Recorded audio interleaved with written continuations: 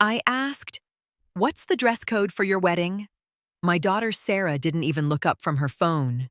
She let out a little laugh and replied, "You don't need one. You're not invited." I just smiled. She forgot I had paid for the entire wedding. I nodded slowly, letting the words hang in the air above our half-eaten pasta. "I see." Then I pulled out my phone. We were sitting in a high-end Italian restaurant downtown. Sarah had chosen the place just as she had chosen the expensive appetizers and the imported wine. Across the table sat her fiancé, Thomas, and his mother, Brenda. They were busy discussing floral arrangements, completely unbothered by what had just happened. No one gasped. No one corrected her. Thomas just stared at his plate, and Brenda took a slow sip of her wine, pretending she hadn't heard. For a brief second, the air left my lungs. I was 62 years old, a widow who had spent the last year working quietly behind the scenes to give my only daughter the wedding she had always dreamed of. I had already put down over $15,000 in non-refundable deposits. But I didn't cry. I didn't cause a scene. Crying requires energy, and arguing with someone who disrespects you is a waste of breath. Instead, I unlocked my phone, opened my banking app, and found the credit card specifically designated for all wedding expenses. With one tap, I locked the card. Then, I caught the waiter's eye as he walked past our table. "Excuse me," I murmured politely, handing him my debit card. "Could you please bring me a separate check for my meal, only I'll be leaving early?" Sarah finally looked up, her brow furrowed in annoyance. "What are you doing? We haven't even ordered dessert yet." I picked up my purse and stood. "Enjoy your evening. It sounds like you all have a lot of planning left to do." I walked out into the cool evening air, leaving them at the table. I didn't look back. The drive home was quiet. No radio, no podcasts, just the steady hum of my tires on the pavement. I pulled into the driveway of the house my late husband Arthur and I had built together. It felt incredibly empty tonight, but for the first time in months, it also felt like mine again. I made myself a cup of chamomile tea, walked into my small home office, and opened my laptop. Arthur used to tell me, "Lillian, never set yourself on fire to keep someone else warm." For the past year, I had been holding the match. Sarah's wedding had started out as a simple garden ceremony. Then, Thomas's parents got involved. Suddenly, the guest list doubled, the venue upgraded, the budget tripled. I had quietly absorbed the cost because I wanted my daughter to be happy. I opened my wedding spreadsheet. The deposits were gone. The venue, the photographer, the band. I didn't care about that money. It was a sunk cost. But the remaining balances were staggering.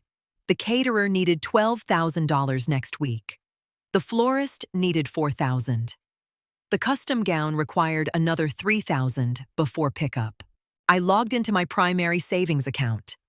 The remaining $35,000 sat there waiting to be transferred to the wedding checking account when the invoices arrived.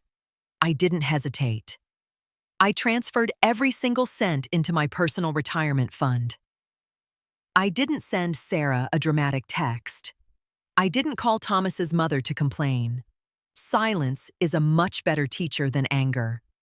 I simply closed my laptop, washed my teacup in the sink, and went to bed. For the next 2 days, my phone was completely silent.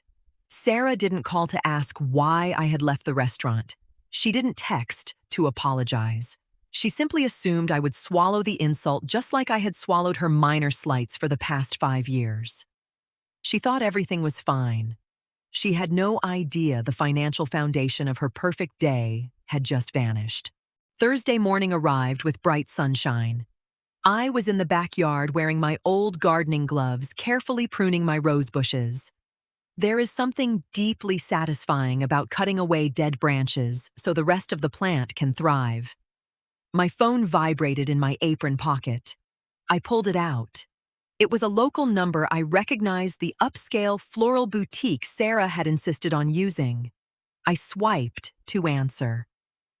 Hello, this is Lillian. Hi, Mrs. Monroe. The florist sounded cheerful, but slightly stressed. I'm so sorry to bother you, but we tried running the card on file for the final floral balance of $4,000, and it was declined. I know the wedding is coming up fast, so I wanted to get this sorted out today. I took off one gardening glove and leaned against the wooden fence. I understand. However, you'll need to contact the bride for that payment. I am no longer the financial sponsor for this event. There was a long pause on the other end. Oh. I see. Should I just call Sarah then? Yes, her number is on the contract. Have a wonderful day. I hung up and went right back to my roses. Less than 30 minutes later, my phone rang again. This time, Sarah's name flashed on the screen. I let it ring 3 times before picking up. Mom, she sounded breathless and irritated.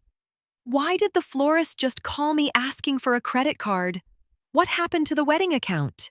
I closed it, I answered evenly. You what? Why would you do that? The final balances are due this week. I snipped a withered rose head off its stem. Sarah. When you informed me I wasn't invited to the wedding, I assumed my financial obligations ended as well. Guests bring gifts. Uninvited strangers do not pay for flowers. Are you serious? She snapped. You're throwing a tantrum over a joke. It didn't sound like a joke, I replied. And I'm not throwing a tantrum. I'm gardening. Good luck with the florist. I ended the call. I was reading a novel on my front porch when Sarah's car sped into my driveway. She slammed the car door and marched up the walkway, her face flushed with anger. I didn't stand up. I marked my page with a bookmark and set the novel on my lap. You cannot do this, Sarah shouted before she even reached the steps. Do you have any idea how embarrassing it was to tell the florist I needed to put a hold on the order? Keep your voice down. Sarah, I warned quietly. You're in my neighborhood, not your apartment. She crossed her arms, standing on my lawn. You have to unlock the card. The caterer needs their money by tomorrow, or they're canceling our menu. Thomas's parents invited 40 of their business partners. We can't serve them cheap food. I looked at her. Really looked at her. She was 28 years old, dressed in expensive clothes I had helped pay for demanding money for a party I wasn't allowed to attend. Then Brenda and her husband can pay for the catering, I suggested. Sarah groaned. You know they can't. They just bought that vacation home in Aspen. They're cash poor right now. You promised to pay for this. I promised to help my daughter celebrate her marriage, I corrected. But you made it very clear I don't fit the aesthetic of your head table. I believe Brenda told you my presence would make the seating chart clunky. So I removed myself. Completely. Sarah stepped back surprised. She didn't know I had overheard that conversation weeks ago. Mom, please. We are 2 months out. You're ruining my wedding. I'm doing nothing, I replied, picking up my book again. I am sitting on my porch. You are the one who has to figure out how to pay your vendors. I suggest you start making phone calls. She stood there for another minute, waiting for me to cave. When I simply opened my book and began reading, she spun around, marched back to her car, and drove away. The next afternoon, I was at the grocery store comparing the prices of olive oil when my phone buzzed. It wasn't Sarah. It was Thomas. Thomas wasn't a bad young man, just incredibly passive. He always let Sarah and his mother steer the ship, preferring to avoid conflict at all costs. I answered on the second ring. Hi, Thomas. What can I do for you? Lillian, he started, his voice strained. I'm really sorry to bother you. Sarah told me you've run into some unexpected financial trouble and had to pull the wedding funds. I completely understand, but the caterer is threatening to walk. Is there any way you could just cover this one invoice and I'll pay you back after the wedding? I stopped my shopping cart in the middle of the aisle. Financial trouble. That was the lie she told him to save face. Thomas, I spoke clearly. I am not having financial trouble. I have the money sitting safely in my retirement account. I don't understand, he stammered. Then why did you cancel the card? Did Sarah tell you about our dinner on Tuesday? I asked. She said you got upset and left early. I left because I asked what I should wear to the wedding, and Sarah laughed and told me I wasn't invited. She said I didn't need a dress code because I wouldn't be there. Silence fell heavily over the line. I could hear the faint sound of traffic in his background. She said what Thomas whispered. She told me I wasn't invited, so I stopped paying. I am not an ATM, Thomas. I hope you figure out the caterer, but you will not be seeing a dime from me. Lillian, I swear to you, I had no idea she said that.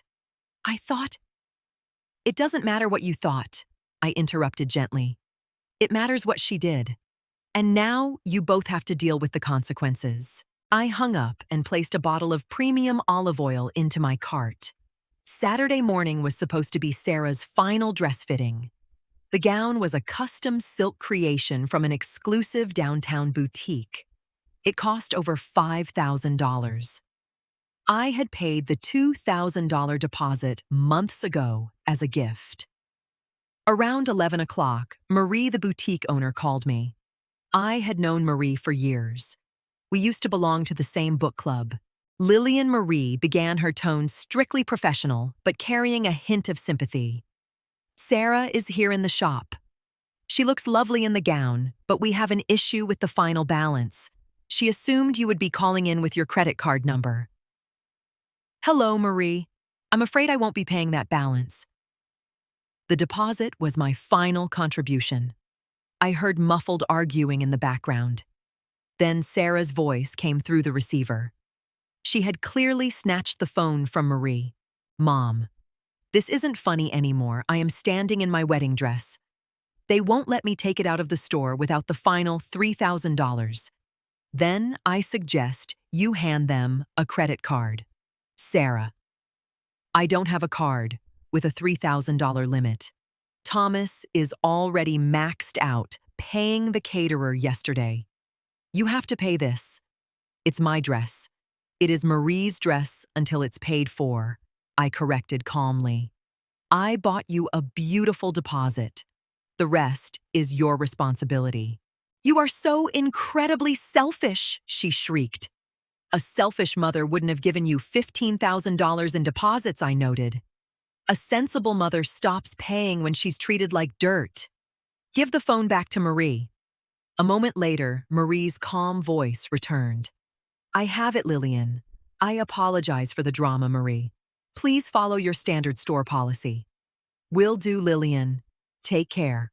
Later that afternoon, a mutual friend texted me. Sarah had left the boutique empty-handed, crying in the parking lot. The dress stayed on the mannequin. On Tuesday, I received an unexpected text from Brenda Thomas's mother. She asked if we could meet for coffee at a chic bistro near my house. I knew exactly what this was about. I put on a crisp linen blouse, a nice pair of slacks, and drove over.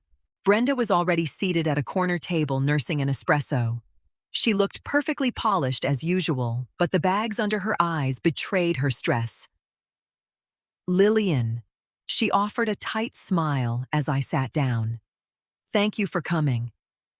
I flagged down a waiter, ordered a black tea, and looked at her. What's on your mind, Brenda? She leaned forward, lowering her voice. We all want the kids to be happy. Sarah is a wreck. Thomas is stressed. The wedding is in 6 weeks and vendors are dropping like flies. Surely, as a mother, you can put your bruised feelings aside for one day and do the right thing. I stirred my tea slowly. My feelings aren't bruised, Brenda. My boundaries are simply firm. There is a difference. She made a poor joke at dinner. Brenda waved her hand dismissively. You're ruining the most important day of her life over a misunderstanding. It wasn't a misunderstanding. And I find it interesting that you're so invested in my bank account. If the wedding is so important to you, why don't you cover the remaining $35,000? Brenda actually choked on her espresso. She grabbed a napkin, coughing.